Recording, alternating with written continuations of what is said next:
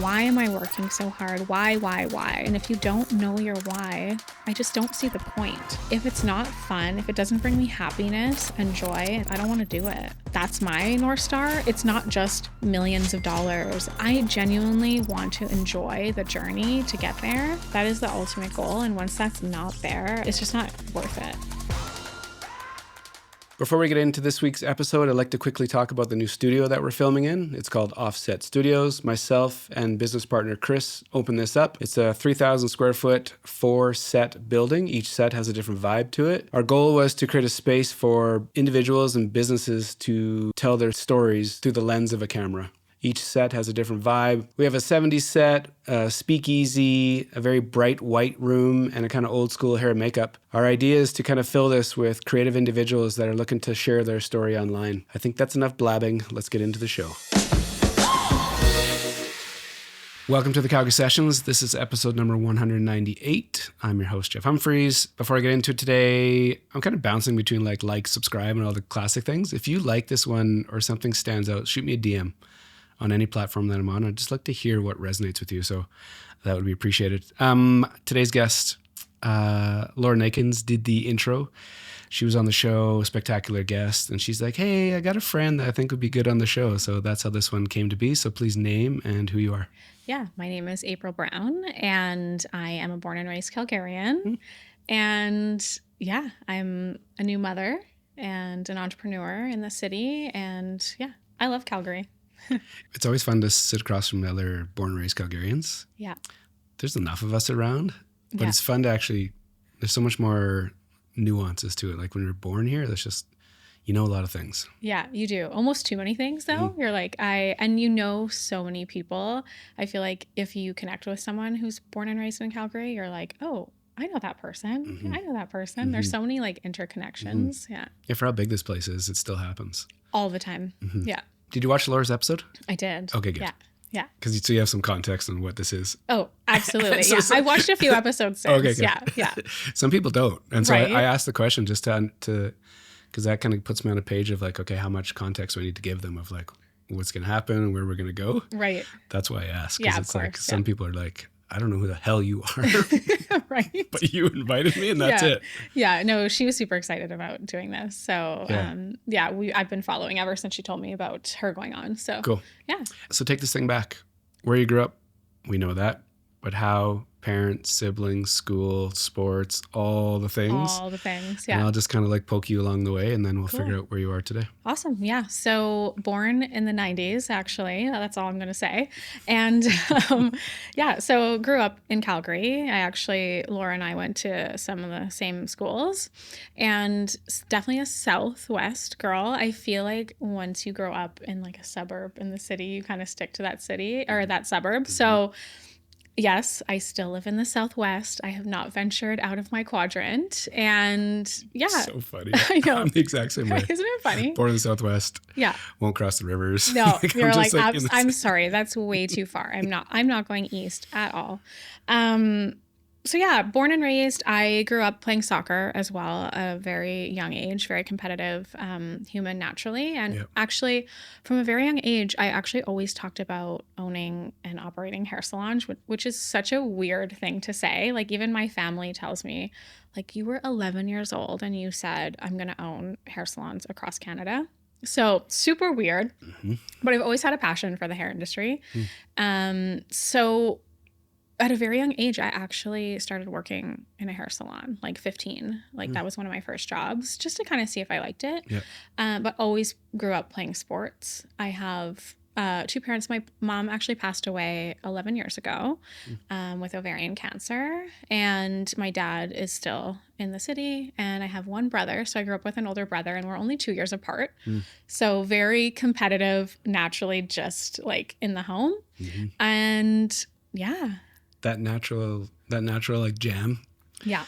Did your parents put both of you in sport? And Yeah. and you just figured out that sport was in you and it was like one of your releases? Definitely. Yeah. And I think I just think if you're a high energy kid, like you need an outlet for sure. And we were both like that. And then as we grew up, it was like, who's the best? Like, who's better? And, you know, of course, that just like intensified. I don't know if you have any siblings. A younger brother, younger sister. Okay. Yeah. And it's once you start to get that competitive nature, like at home, it just continues on outside of the house. So when you're 11 and you say that out loud, like, where does that come from? Were you exposed to it? Was it magazines? Did you see somebody? Was it somebody around you? Honestly, I was asked that recently by my therapist, like, where the hell did that come from?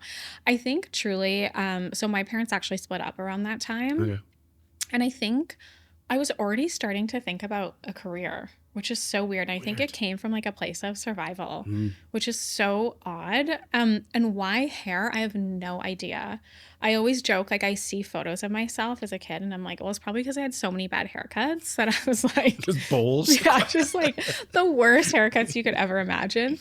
That I was like, I really want to just make sure that my hair looks great. But I truly don't know. I think I've always deep down had a passion for the beauty industry and just the idea, I think, of working with people and making people feel beautiful was like so exciting to me at a very young age. Because you're right. I don't know many people at that age that are like making these giant statements that actually turn out to be like living it. Yeah. It's very unique. Yeah, for sure. Like you hear kids being like, I want to be an astronaut or like, I want to be this, but to be so specific and actually like follow through on some of that is, it's odd. Definitely. The sport thing, did you get good at it? Was it just something that you loved, or how into it were you at a young age? Yeah. So I was a very like routine dedicated person. So I wouldn't say that I was naturally like the best player on the field, but I was the person who like trained really hard, who showed up like 5 days a week, who was always training. Like I remember when I was young, I used to wake up early and go to the Y like 5 a.m. before I went to middle school. Like I wanted to be the best. And a lot of that was like cardio and like just working out. So for me, it's like the routine and the consistency is what made me a better soccer player. And where do you think that comes from? Like as a youngster to figure that out, like the 5 o'clock, do the extra, all of it. Like even the drive to be the best. Like, is that a because of how you grew up? Is it your mom and dad around? Is it something else that's just in you, that's you got a fire that you just no, I don't know. I'm always like, it's because I'm an Aries. No. No, of course some of it's like nurture for sure, definitely. I think I just always wanted to just be the best at everything I did, and I realized quite young that I had to work at it. So realizing that you're not just like naturally good at everything, but you want to be the best, it's like you have to work twice as hard. Right? Someone like Laura, for example, I will say, because I grew up with her, she was just naturally good at everything. I will say, like, annoying, I know, I was like, screw you. But you know, like, and when you grow up with people like that, you're like, you have to work twice as hard because you're like, I want to be that good. Or the other way is like, you don't figure that out and you don't do it. Right. Absolutely. And I think there's tons of people that have, you know, gone through that or experienced that, but there's always choices, right? There's the path you can take that's easy, or you can take the more resistant path. And I've definitely been someone who thoroughly enjoys taking the more resistant path. And as hard as it's been, of course, with literally everything, I think it's the most rewarding. Yeah. When you try something, do you like try it and figure out if you're half good and then double down on it? No, I think for me, it's like now, I guess like at my age, it's more of like, does it like actually bring me happiness and joy? And is it something I want to pursue? Then absolutely, like, let's double down on it. But I think if you're not passionate about something, there's just no point. So I think that's sort of my like meter, so to speak now. I definitely, if it doesn't bring me like tons of joy, there's just like no point. But if it does, I absolutely will double down and go all in on something. 15, was that your first job? Yeah.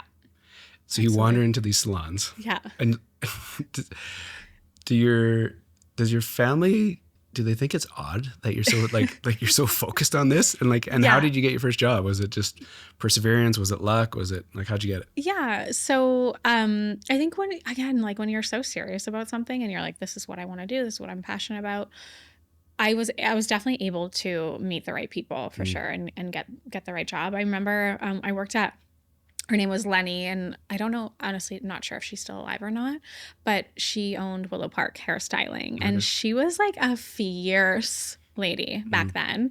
And I'm sure if she's still around, she's fierce as ever. Like, you did not mess around with her. But so I literally just applied and I started working there, but it was like one of the hardest jobs I've ever had. And I remember thinking, like, I don't think this is for me. Like, it was so hard, but it was just the discipline and the strictness, and like just working for her was really, really difficult. But it made me realize that I was passionate about hair. It was just like, that's just how it was. Yeah. Yeah. You saw the real side of the business. Yeah, It wasn't I did. just like make believe. Yeah, it wasn't like, yeah, and like I'm just, everyone's going to be so happy. It's going to be so fun. You know, I get to talk to people all day. Like, no, it was a lot more work than that for sure.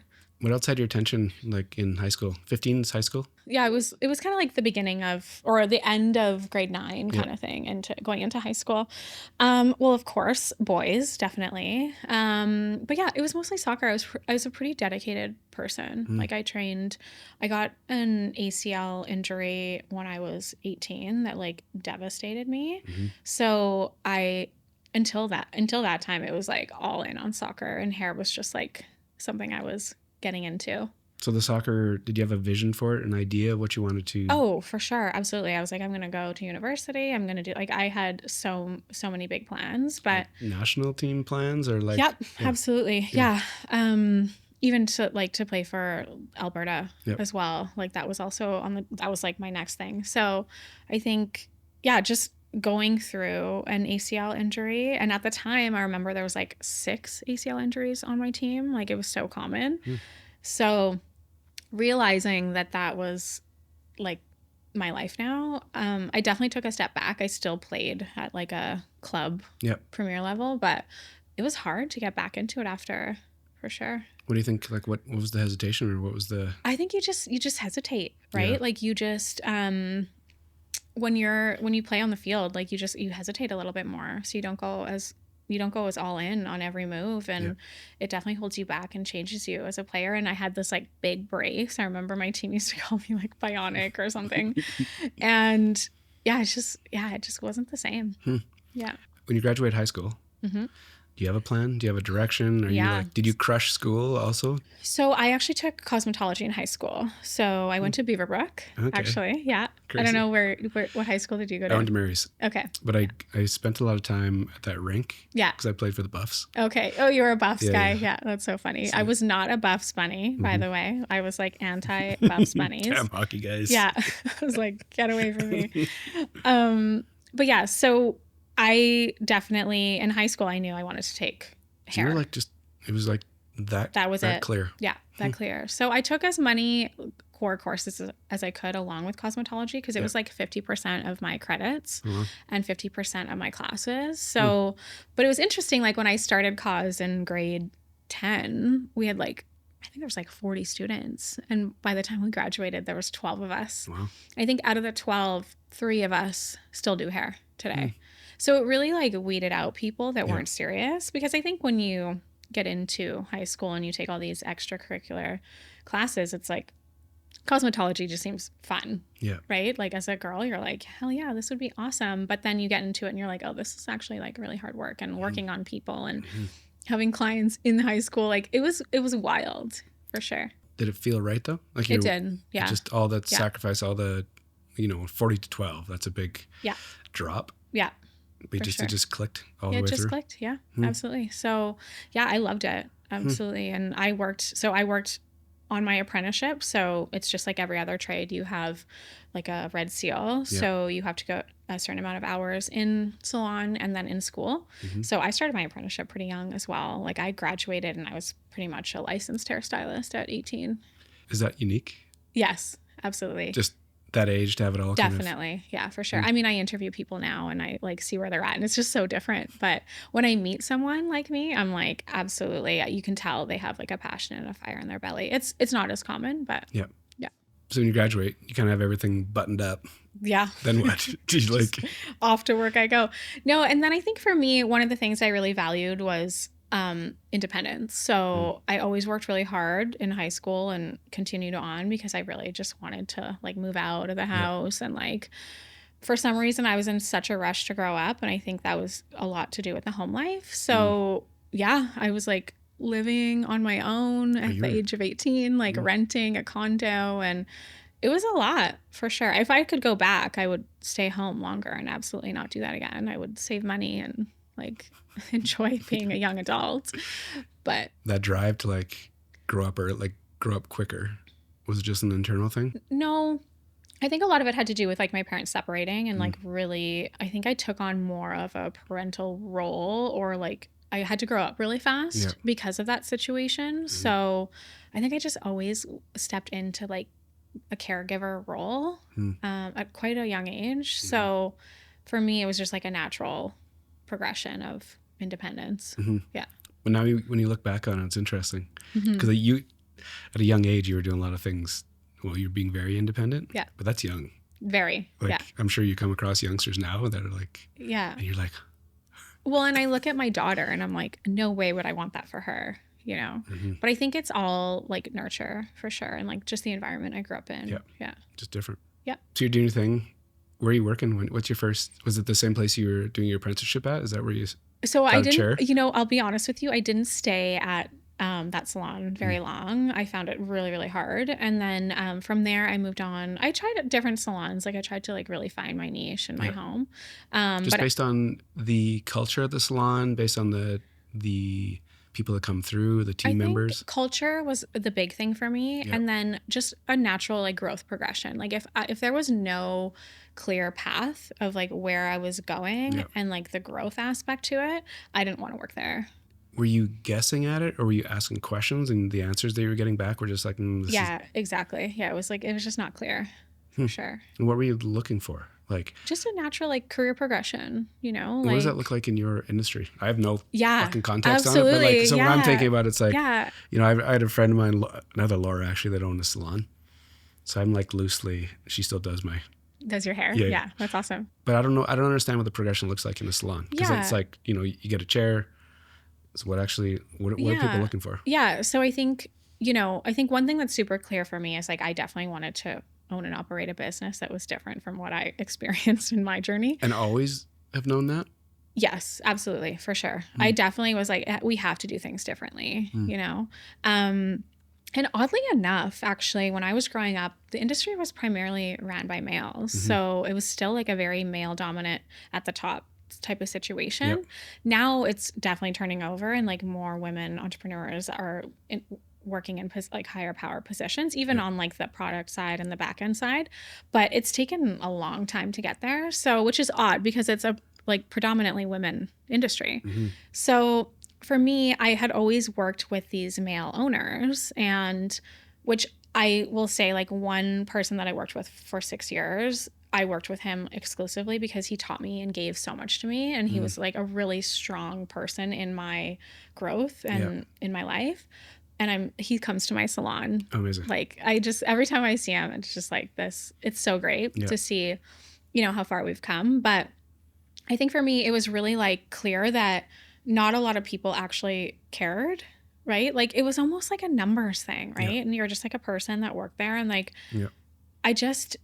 it's okay to be a hairdresser and it's okay to like have a fun career, but like you need to take it seriously, you know? And if you're not able to grow and there's no natural progression for the stylist, like imagine doing the same thing over and over again every day and like not knowing like how much you're going to make or if you're going to get a raise or, I mean, there's so many questions, right, that need to be answered.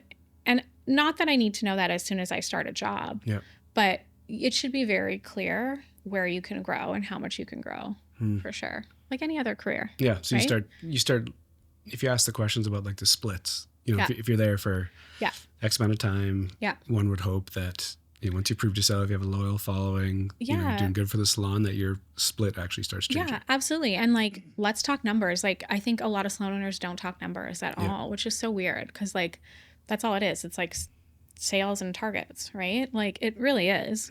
And you're providing a service. So how much do I have to bring in order to make X amount and people just don't talk about that. It's almost like this weird thing in our industry. And I find it so odd.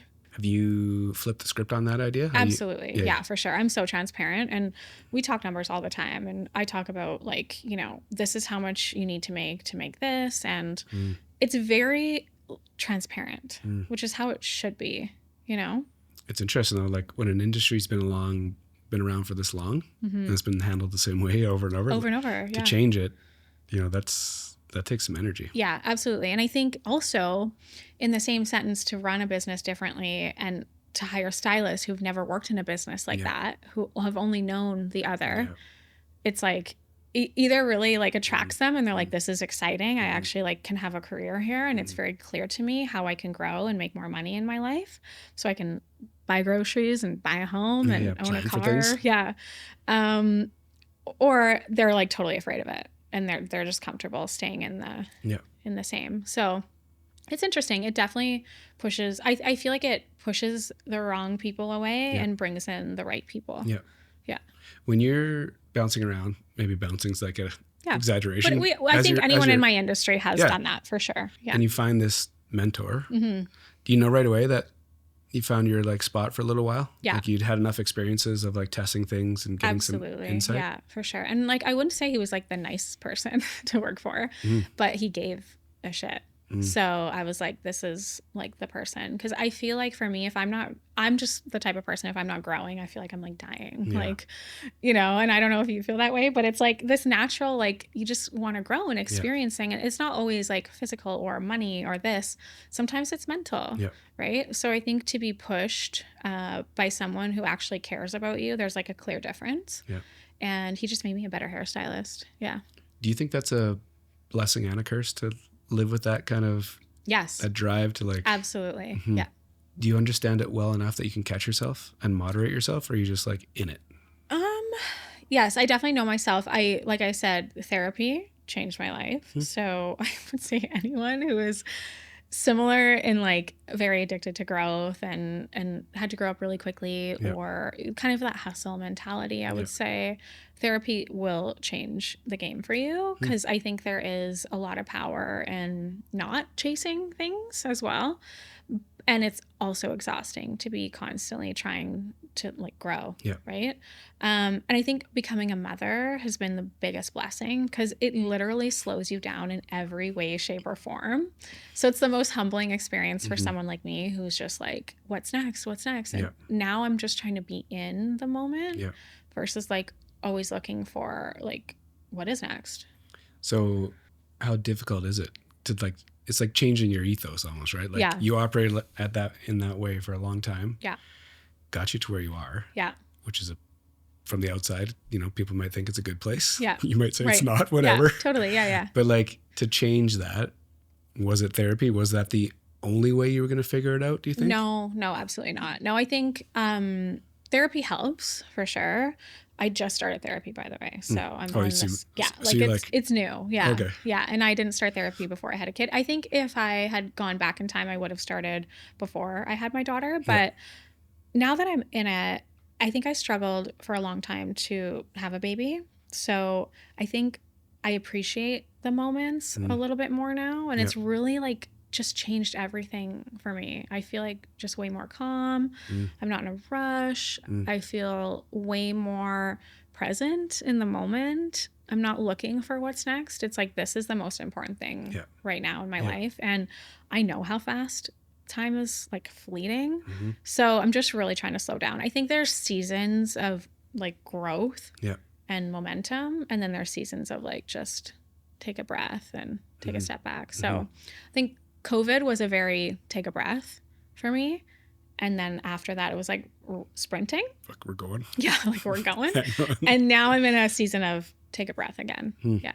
And I think that's just the journey. Where are you this year in the last like 3 months? Yeah. No, it's funny because I was like, again, I've been a very like, I want to be in a chill mindset, right? Yeah. So I'm trying really hard to just like take a step back. And I've had a lot of plans with the business, but also I'm like, no, I'm just not in a rush to implement that. I'm not in a rush to do this. When it feels right, when I have the time to do it, it's going to happen. I'm not really pushing as much as I normally would be. I'm just kind of letting things happen.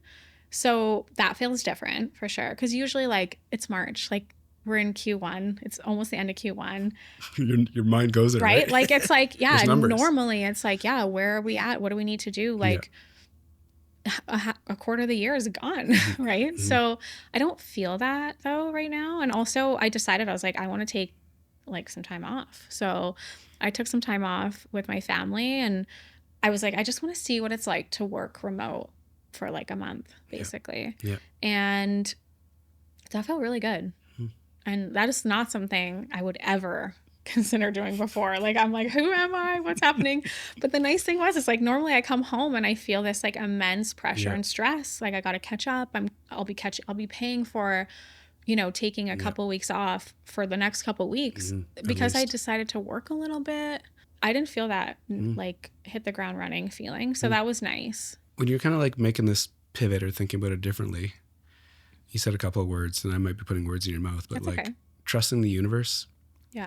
Like more trusting, more organic, more kind of flow. Yes. Is that how you're like? Yes, absolutely. I think when you're too busy being busy, you miss opportunities for sure. Like, so run me through that. Yeah. I mean, I've been too busy being busy my whole life, right? So I think now that I'm in a place of like, the business is doing really well. We have 4 locations, one in Edmonton, one in Red Deer, 2 in Calgary. I just franchised my company. So we're opening our first franchise in Ottawa. I feel like in order to show up as a good leader and like grow into this next phase, I need to like kind of take a step back and really like, I just don't want to do things.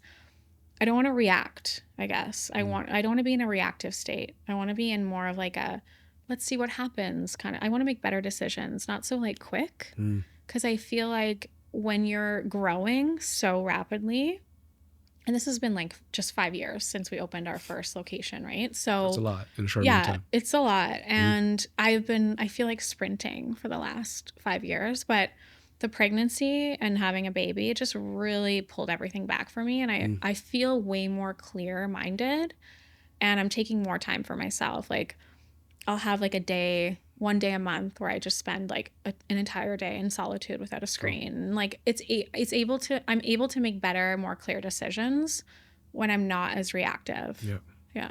You can like book a morning and burn some time on a podcast. Absolutely. Yeah. And like not feel like I have to be doing something else, you know? Yeah. I don't get the energy that you're like trying to get out of here. Yeah. But like, if you'd met me 2 years ago, you probably would have felt that way for sure. So I think sometimes it just shifts, but I do think there's seasons for things. Like, sometimes you have to do a lot of things and wear a lot of hats to get momentum. Right. And then other times it's like, no, let's just let someone else do it. Or maybe you hire someone to do it. I don't know. It's just, it doesn't always have to be this pressure cooker. It's like you said it great. Like when it's time to go, it's time to go. Yeah. You know, there's a time to, something these doors got to be open. You have to have 10 people that, whatever the thing is, I think it's like when it's not that go time, it's like giving yourself the grace to actually just like enjoy enjoy this down, you know, just because you're not sprinting doesn't mean you're not going forward. Exactly. And I think when you've been hustling like your whole life, like I have, it feels weird. Like not doing something, but it's so much better. It's interesting catching you at this time. Yeah. You know what I mean? Like you said 2 years ago. Different version of you, right? Absolutely. You and I aren't talking about downtime and trust again, just being. Right, exactly. You probably don't have those words in your vocabulary. Oh, never. Yeah. So you get mentored by this dude, 6 years, and then what starts happening after that? Then I was killing it. I was making a lot of money. I was just... How'd you build it? So, and this is like... Yeah. I've been around, like I said, salons a long time. I'll give you a really funny story. This dude, Ralph. Yeah. We used to work at the Angles up in Strathcona. Okay, yeah. And so my mom took our whole family there. Yeah, and so like I've been around always been going to Angles. Yeah, totally, forever. You're a Rizzuto family kind of guy. This Ralph guy drove like a Porsche 944. Yeah. Just like this very, Yeah, it's just a fun industry. And when like hairdressers or people who own salons, like it's just a whole different world. Yeah. You're like, what is going, you kind of like see through the window, like what is going on over there? So how'd you build it? How'd you build out your clientele? How'd you start crushing it? How'd you start? For me, it's just consistency and like building relationships. So like I will say, like, really caring about your clients is a huge, huge thing. I feel like now it's more of like, because everything's online and social media is so present in our industry, you're constantly always fishing for new clients. Yeah.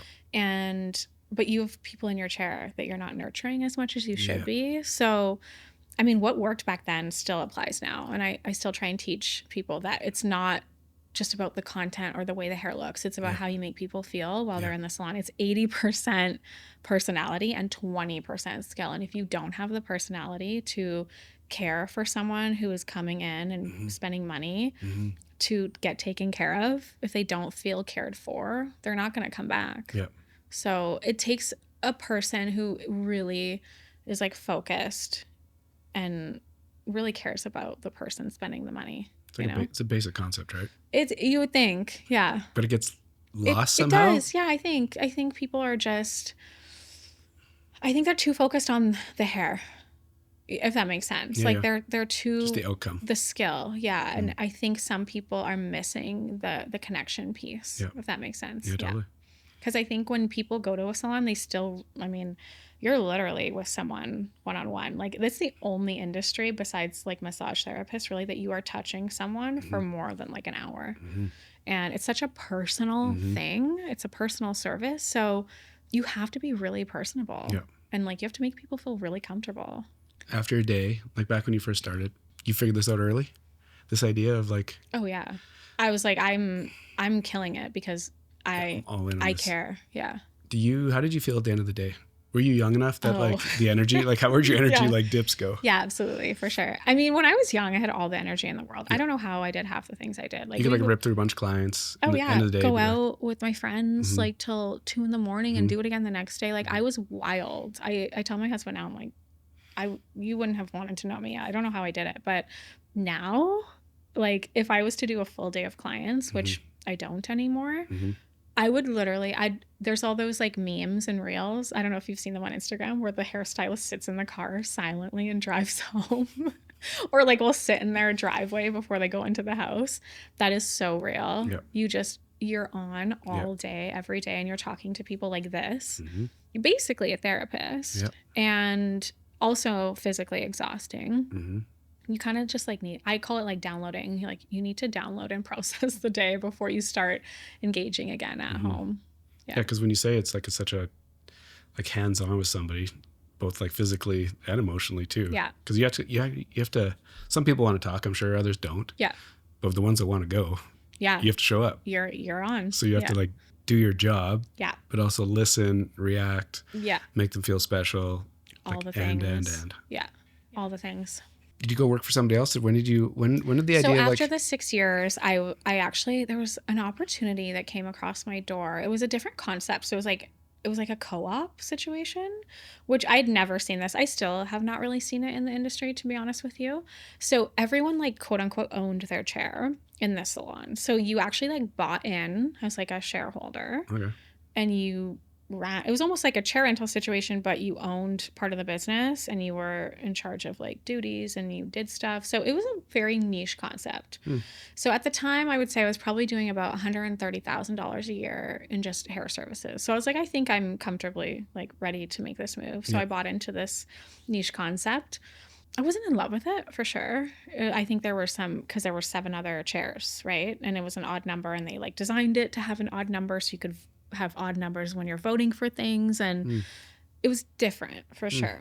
Something caught your attention though, like again, it was more of that independent like freedom thing. I probably should have just rented a chair for sure, but I think knowing that I had more say than just a chair renter was maybe the piece that was a little bit more intriguing. So did that, made great money, enjoyed being a sole proprietor, so to speak. But then I had met my ex-husband at the time who lived in Regina, Saskatchewan, and I decided to sell my book of business, leave all my clients. Jesus. Yeah. Yeah. So left everything on the table. What year was this? This was in... Oh my God.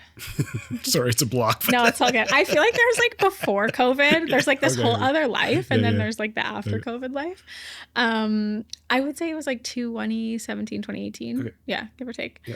And then, so I decided to sell everything. And then, Which is a spot, right? yeah. Yeah. Yeah. And then from there, I actually went and worked in sales for a luxury hair care brand in Regina, Saskatchewan, and was in charge of like the prairies for that. So I worked in like the sales and manufacturing side of the business, which was cool. And that is a bit of a progression for some people, right? Yeah. Like off the tools, For sure. get into like behind the business, like different business Yeah. side. It taught me a lot. Yeah. Definitely. And then from there, I actually got introduced to a client who was starting an app. So I got into technology after that.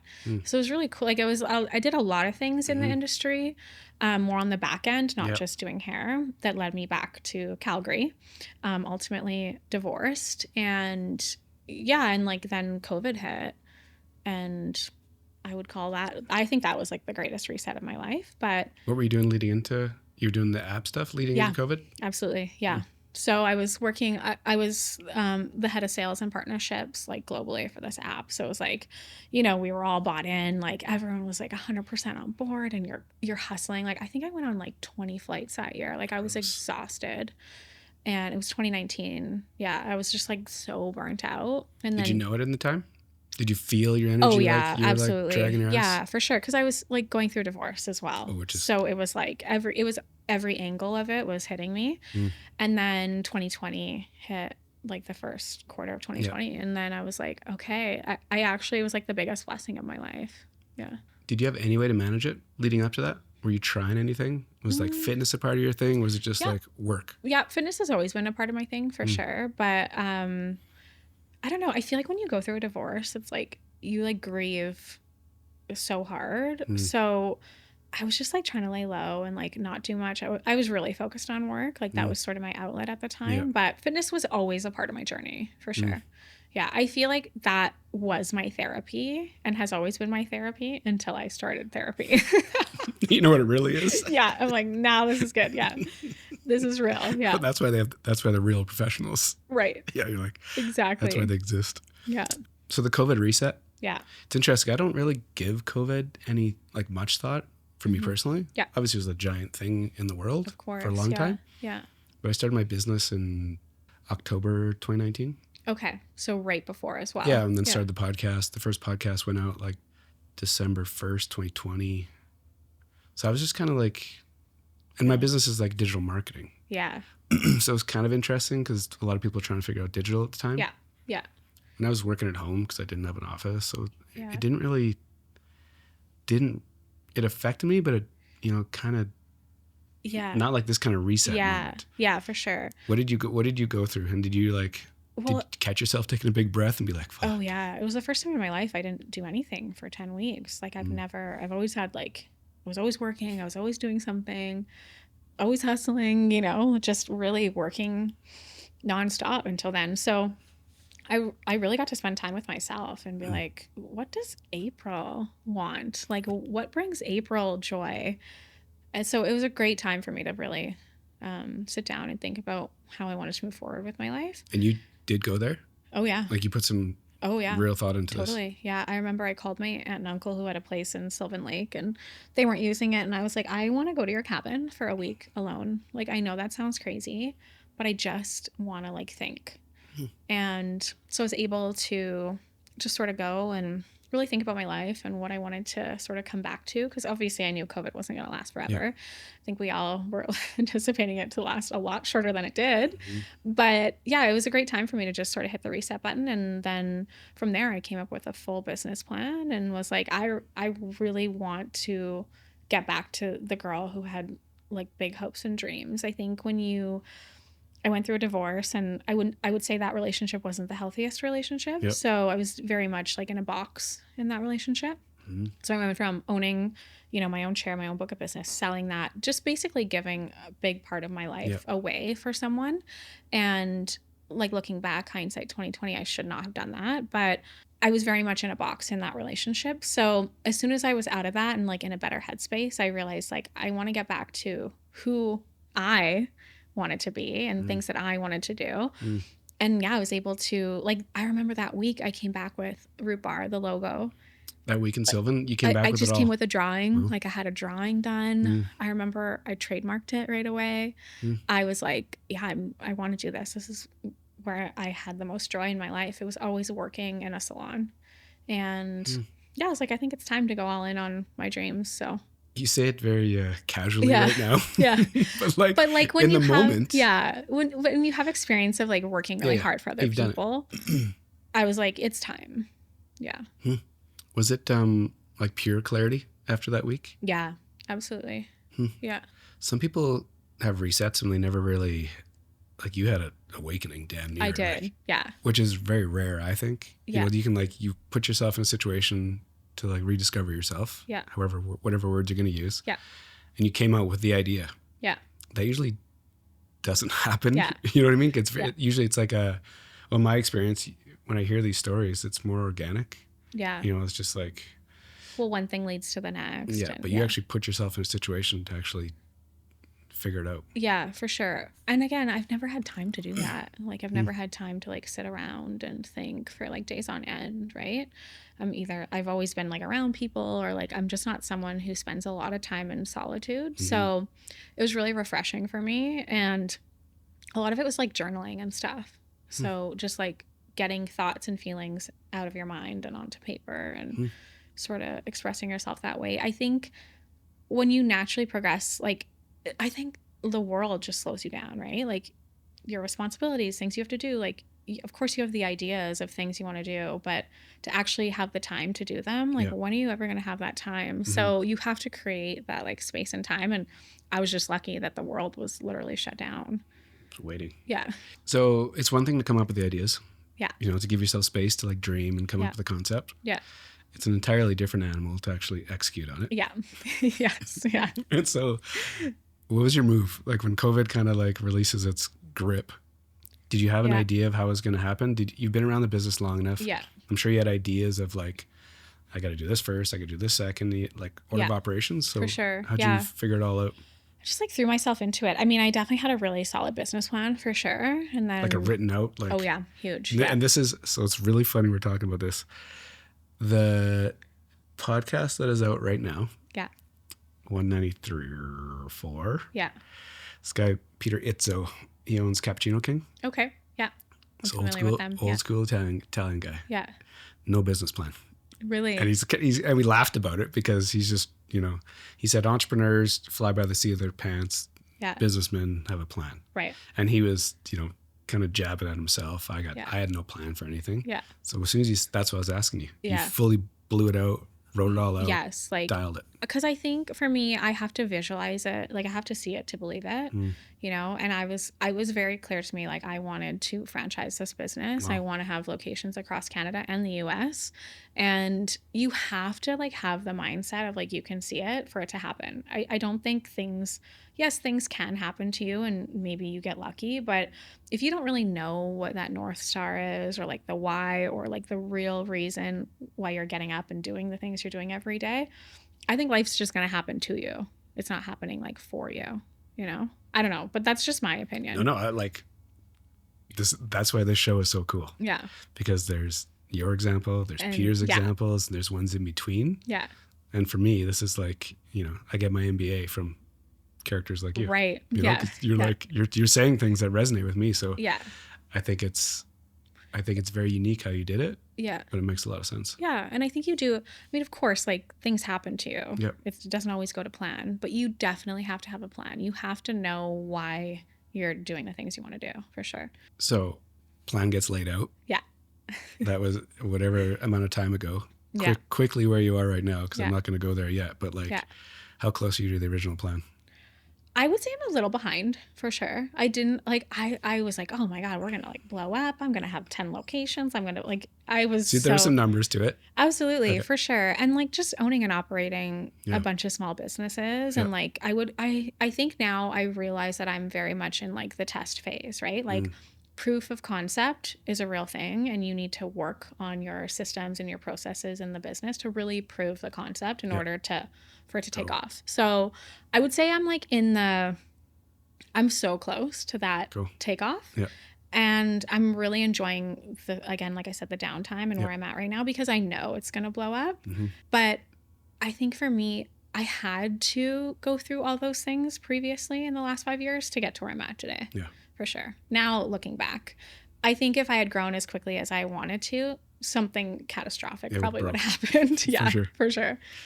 When you said they're like having that North Star, Mm-hmm. however you like articulated that was like very thoughtful and smart. It was like way Yeah. above my, Yeah. But like that idea, Mm-hmm. was that just your concept, or where did you come up with that, or how'd you figure out that was an important piece to what you're up to? I think, again, it really brings me back to that week in Sylvan, you know. Fuck.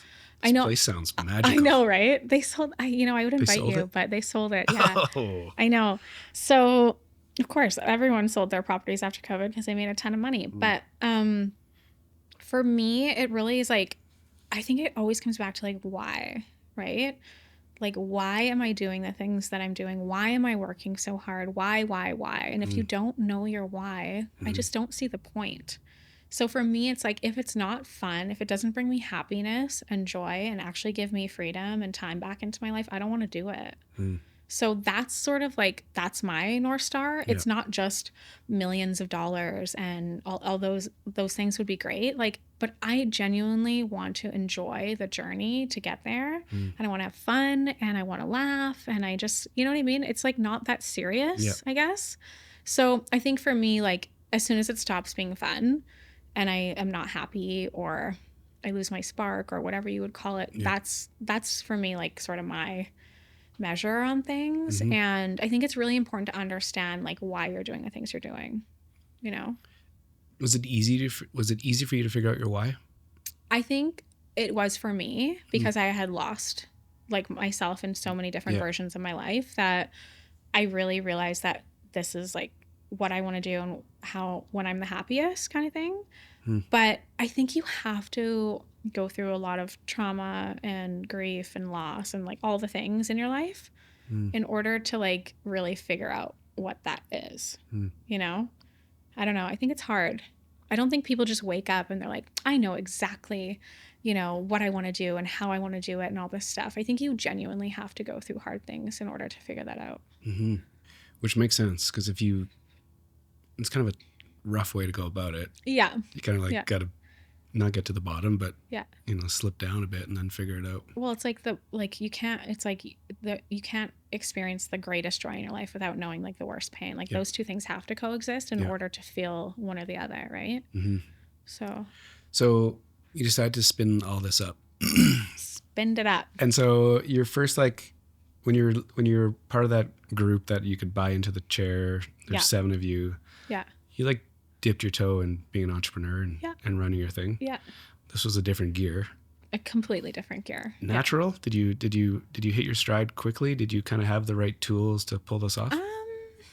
I wouldn't say naturally, in a sense. Like, there was a lot of growth there for sure, and I'm still growing in that.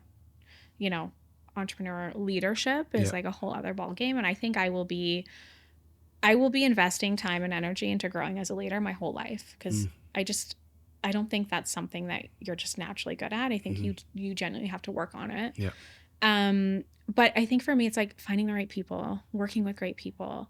Like if you know who you want to be around and you know who you want to attract. And again, I want to work with people who are like elevating me and making me a better person. And like, if you know that, then it's good. But it takes a while to figure that out, right? Like, I think when you're starting out your business, you're like, anyone that wants to work for me is a great option, right? You're like, please come work for me. And then you realize like, oh no, like you need people that are very aligned with you and your morals and values and stuff. So it took a while for sure.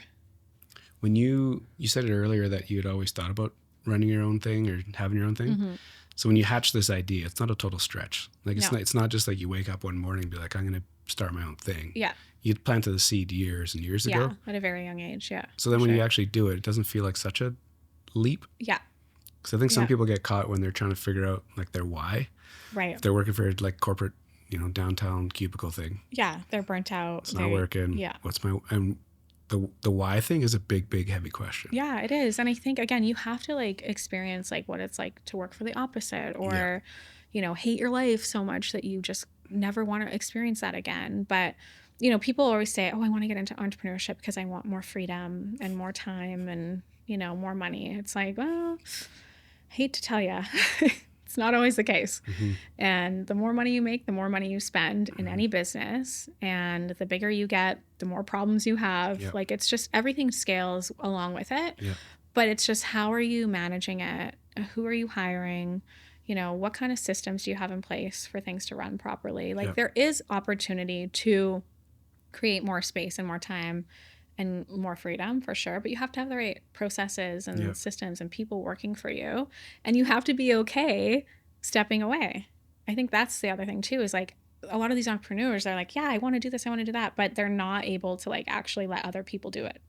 They want to do it themselves. So being okay with that is also a huge thing. Does that start with hiring the right people and then trusting people? Yeah, like, for sure. Is there anything else that fits in there to allow you to go there? Yeah, I think, and just like not being so, I think when you're an entrepreneur, there's type A people and there's type B people, right? There's people who want to like execute things. They're perfectionists. They are very organized. They like things a certain way. It's harder for those people to sort of let other people do things, because they're like, well, it's not done my perfect way.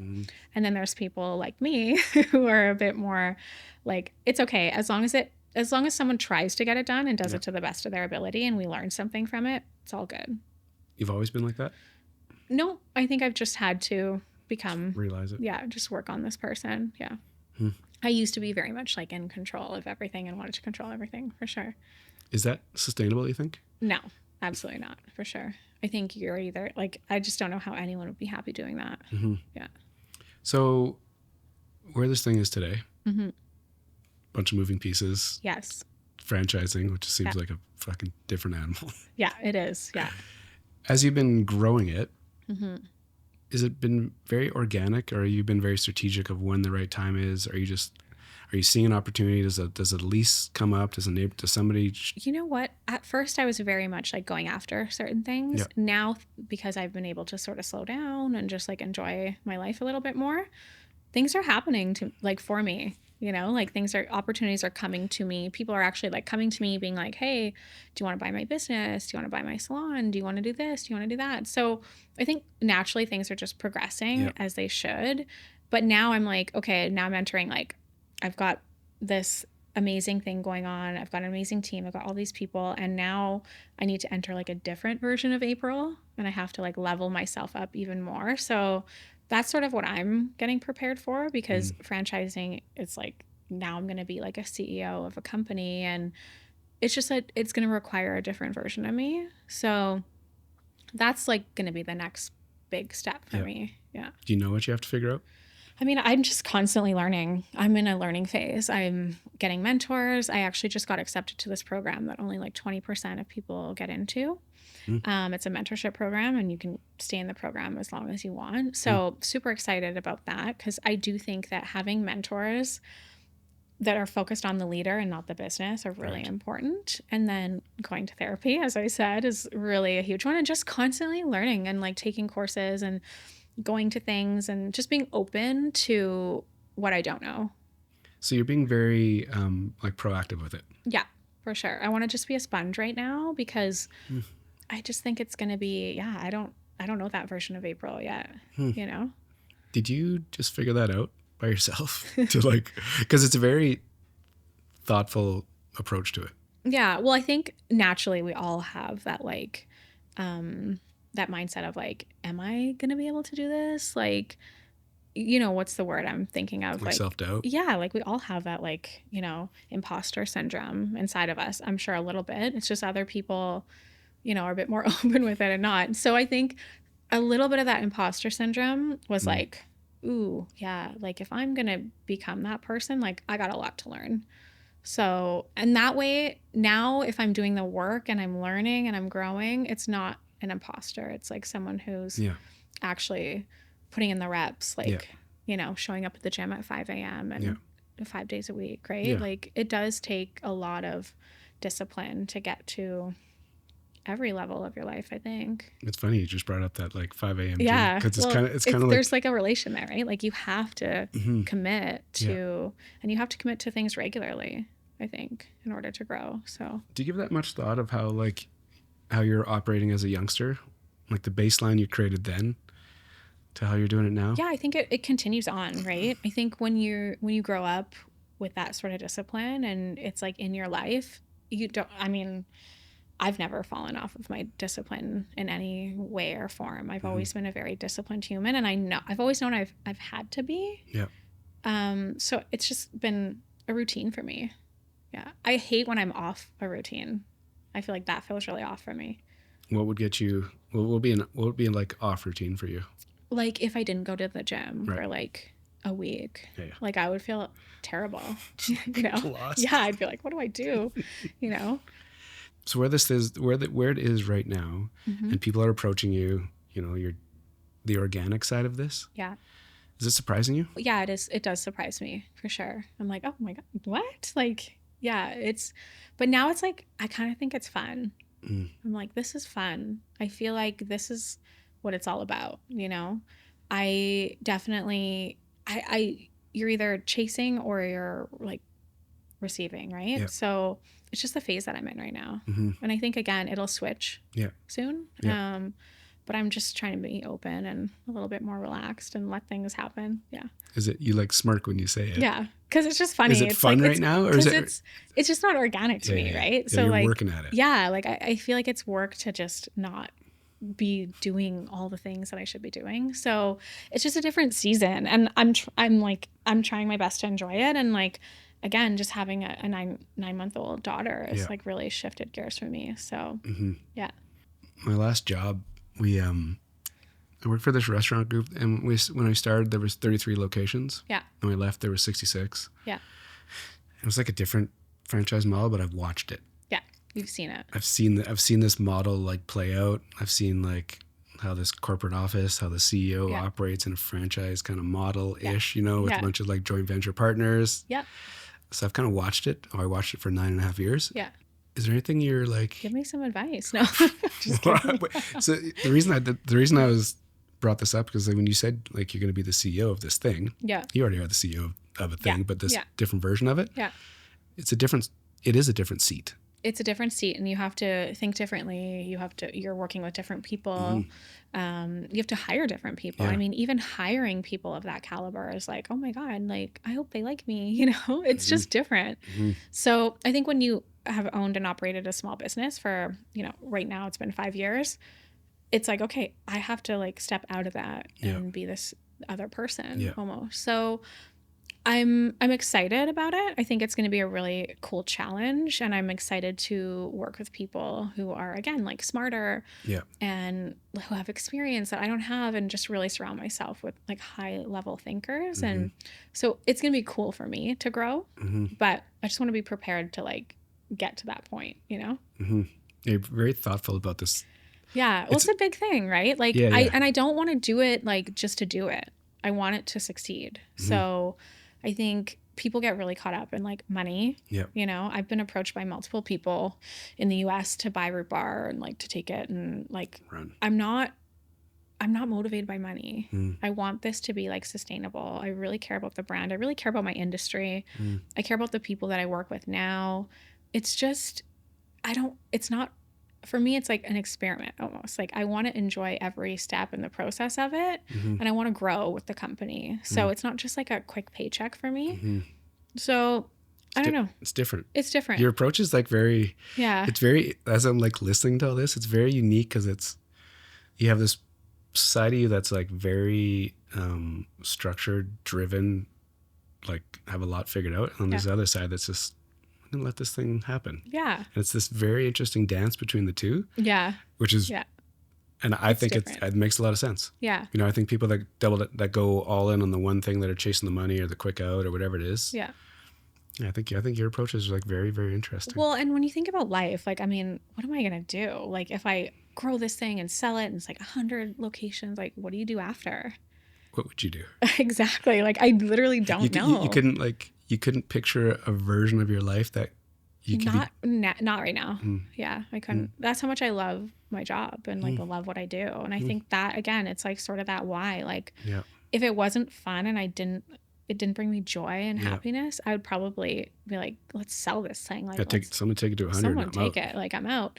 But no, I genuinely enjoy it, and I enjoy the people, and I love my industry, and I love working with hairstylists, and I love working with, I just love it. So for me, it's not like, I would rather have 30. I always say this. I would rather have 30 really well-run locations than 100.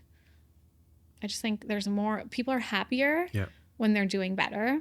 It's not just like, I don't know, the paycheck. And you've seen it, like, you know, let's say F45, for example, like that blew up. There was one on every corner, and now they're like not doing so hot, right? They're closing. So I don't know. It's like, do you want to do that, or do you want to do something that's a little bit more intentional, and you can put some more care and effort into the people who actually own and operate them, and make sure that they're successful, so they're happy. Like, that will bring me a lot of joy, rather than just like, again, selling 100 units and being like, see you later. Right. Mode. Yeah. Right. You talked about mentorship, but how you're looking for it. Yeah. In your position, I feel like you're operating with a different kind of vibe in your industry. Yeah. Do you find the people that you're attracting, are they looking for, are you getting quizzed? Are you getting peppered with questions? Are the youngsters wanting access to you to like, how'd you do this? Or what are you up to? Like, do you I think a bit. Yeah, for sure. I think, you know, one of the hard things I have doing is like flexing and like bragging. Like, I don't know why, I'm just not that person. Like, it's even hard for me to say out loud sometimes, like, I own a multi-million-dollar company, you know, and it's taken me a long time to be like, yeah, you can say that and like say it with some authority, right? But it's like, I don't know, I don't really like, do we really need to talk about that? Like, so yes, I do feel like I am getting more and more in a position like that, but only the right people are interested in that. You know what I mean? Like, not everyone's interested in that. Like a younger version of you. Yeah. I gravitated towards you and be like, what can I learn? Yeah, absolutely. And I will tell them everything, and I will give away everything, because I think the future of this industry is the people coming up in it. And actually, like, our industry is definitely struggling right now, for sure. So like, commission salons are slowly like phasing out, and a lot of people are renting. So what's happening is, like, the students at the hair school can't find job placement because people can't afford to hire them. Because they can't give up a chair. Right. And they're coming out of school with like not as great as an education as they used to, which is unfortunate. So a salon like me, I actually have to invest like a lot of time and money into them, which I still do, but only for the right people, you know? And so we've got more and more students than we've ever had, and they're not able to find job placement. So it's really important. Like, it's more important now than it ever has been. So it's just a matter of like finding the right people to work with that I can really pour into, but they're the future. Yeah. This younger generation, this might be like a broad statement. It's probably an overstatement. We're going to lose some followers on this. But it's like, so I'll give you my context. I coached my brother's kids in hockey for 4 years. And they're young. They were like under 11. Okay. But even at that age, you could tell who was like, who could look in your eyes, listen to what you were saying, and go do something. Yeah. You know, who would give you the attention, who was willing to learn, who had the, you know, they're not like floating around looking up at their parents and you could tell there's a difference, right? And I think from under 11 all the way to whatever 21, I think there's a gap. I've spoken at a few classes at MRU and SAIT. Same thing. There's some people that look in my eyes. You can see the students, you start to lose them. Yeah, for sure. And it's just, you know, but it's the same when we grew up too, right? Oh yeah, I know. You were like lasered. I was fucking, who knows what I was doing. But you were gone. But there was, you know, it's always been like that. Yeah, absolutely. And I think too, like, I don't know, I feel like there's people that are just trying things and they're still figuring it out. And there's people who are like, yeah, this is like 100% what I know I want to do, right? And you can see those people, eh? Because you were.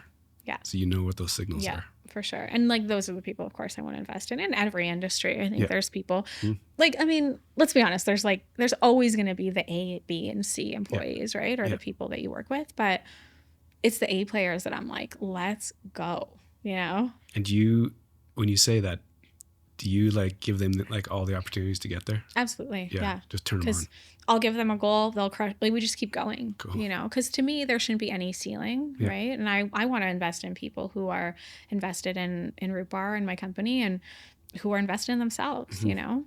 I just, there's so much potential there. Are you still on the tools at all? No. I teach for a hair care brand. Okay. I teach for Redken, but yeah, I had to step back after being pregnant. And it was like, you know, it was like trying to rip the Band-Aid off. I was still doing it like twice a week. Just for like these people that have been around forever. Just like, just honestly, your friends. more so just to be like in the salons Yeah. and around the team more. But it just, oh gosh, it got to be way too much for sure. And now it's like, I can't imagine. Yeah. Actually, I don't know how I was doing it twice a week, Yeah. because when I would do that, I would be like behind on like other stuff. Yeah, then you'd like Saturday, Sundays.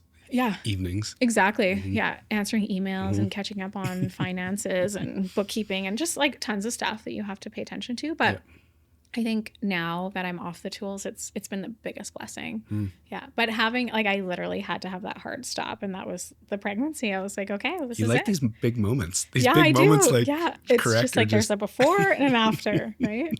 Yeah. crazy. Thanks for doing this. Yeah. It was awesome. Yeah. Yeah. And I'm sorry, I might have needled you a little more than most people, just Yeah. because like your perspective is very interesting. Awesome. Like, yeah. I can tell when I'm talking to people, like, your approach is very different. Yeah. Oh, that's good. I love that. Which is really cool. And that's what I was asking you about, like the North Star and the why. Yeah. Those are like big They're ideas. important. Yeah. And even like, to be totally transparent, I struggle with both of those. Yeah. Yeah, for sure. And I think a lot of people do, right? Like, I think it's rare to be an 11-year-old who's like, this is what I want to do. You know, like, even in high school, I had friends that are like, I don't know what the hell I want to do. And I'm like, well, I'm starting my career, so peace out, you know? It was just like so different. I know it's unique for sure. Yeah. But I definitely feel like if you can get to a place where you understand like what really drives you and like what really excites you, I don't know, it just makes it more enjoyable. Yeah. You know what I mean? Because I feel like we're just sort of on the hamster wheel, right? And especially in Calgary, like, I don't know if you feel this way, but like, I feel like you're always going from one thing to the next here. It just has that like energy to it, right? So I don't know. I just feel like you need to know why you're doing the things you're doing in order to like just be more intentional and make like even better decisions. Like, does that really align with like my long-term goals, you know? And they're more like proxy goals, right? Like you tell me, I don't want to put words in your mouth, but you didn't line it up and be like either, or maybe you did both. Proxy as in like life, where you want to feel like, where you want to, you know, how you kind of want to put your life together. But maybe you had some hard numbers too of like number of places, revenue. Maybe you did both. Yeah, and I do have that for sure. But like, again, it really, for me, it came back to like joy and happiness. Like, I really feel like if that is the ultimate goal, and once that's like not there, it's just not worth it. You know? Yep. But yeah, I do think, you do need to know where you want to go and how far you want to take it. But I'm not willing to sacrifice like certain things in my life to get there. For sure. Thanks. Yeah. Well, that was awesome. Yeah. Thanks for thanks for humoring me. I hope it was like, good. No, I'm no. like not, No, I'm not a public speaker. You know what I mean? I'm like, good in like a classroom setting and connecting and mentoring, but it's cool. It's cool. I end the show with one question. Yeah. When I say Calgary, where's your head go? I think vibrancy. Yeah. Yeah. I feel like the city is so vibrant. Yeah.